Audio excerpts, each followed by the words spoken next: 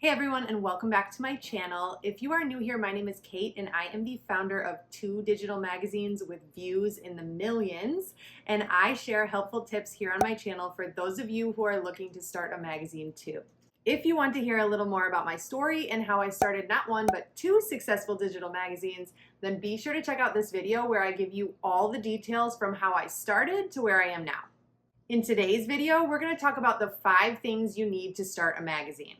Now, before we get started, I want to mention that I recently started the most comprehensive course for starting a digital magazine. It's called the Editor Academy, and I will leave a link in the description box if you want to check it out and join us and learn how to start your own magazine. Inside the course, we go over everything. So how to start, how to plan content, how to plan photo shoots, how to pitch advertisers, how to market, monetize, everything in 7 weeks. So check out the link in the description box if you want to know more. Okay, on to the video. So the first thing you're going to need to start a magazine is a niche. You cannot start a magazine without a niche. Cool.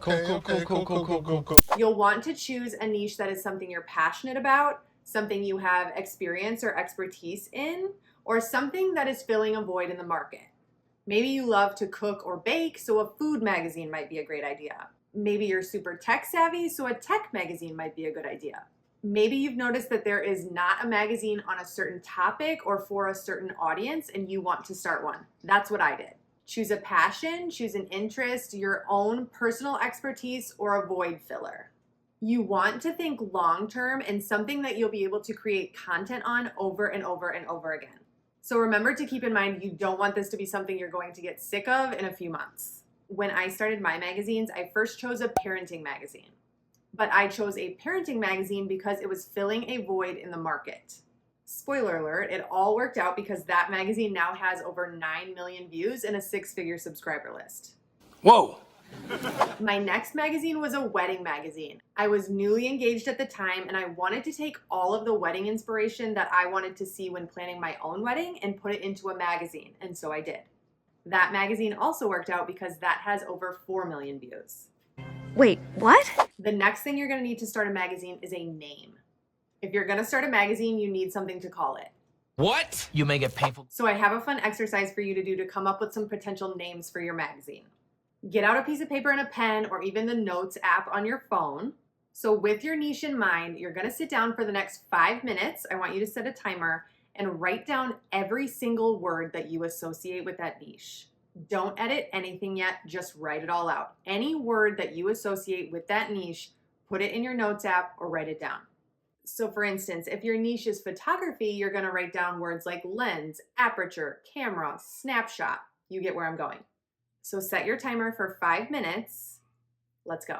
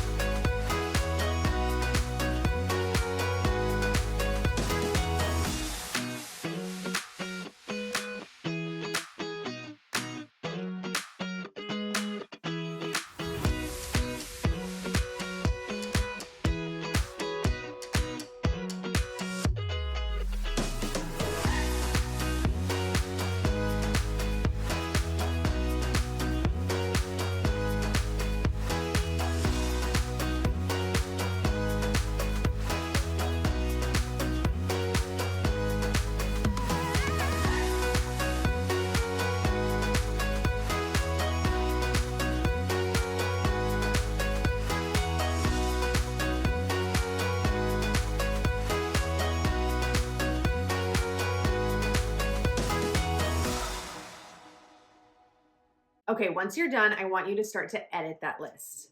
We're gonna start by crossing off any words we just don't like the vibe of. So any words that you don't like the connotation, you don't like how it sounds, get rid of those first. You're also gonna want to get rid of any words that you know are already magazine names in use. If you can think of a magazine with that name, cross it off. So from this edited list, we're now going to choose our top 5. Write out your top 5 in a separate column or put it in a new note on your phone. This is now our working list of names. From this list, you need to do your proper research to make sure none of these are taken. Before we can narrow it down further and settle on a name, you need to do some research to see if any of them are trademarked or copyrighted or in use by somebody else. On to the third thing. The third thing you're going to need to start a magazine is design software. Your design software is what's going to turn your ideas into the beautiful pages you're going to find inside your magazine. Ultimately, the design is what's going to decide if your readers will want to actually flip through your magazine.